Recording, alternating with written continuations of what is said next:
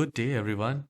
Learn how to set the recovery email to your Google account, or I would say Gmail account. So you can add the recovery email, add the recovery phone on your Gmail or Google account. It is very easy to do so. So open your browser. You can also do it on your phone as well as PC. So once you have opened your browser, open google.com and sign in. Once you are signed in, once you click on the profile icon, you will find your email and you just need to click on manage your Google account. Once you click on that, you will find at the left hand side home, personal info, security and sign in.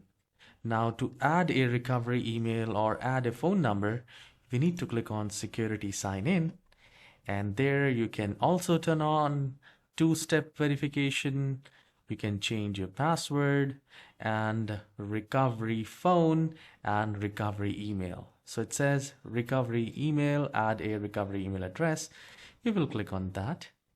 And from here, you need to enter the password, then click on next. And you can enter your phone and enter the email address.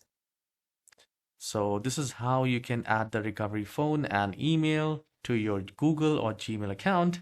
If you find this tutorial short and helpful, please don't forget to hit the like and subscribe. I'll see you in the next video. Have a wonderful day.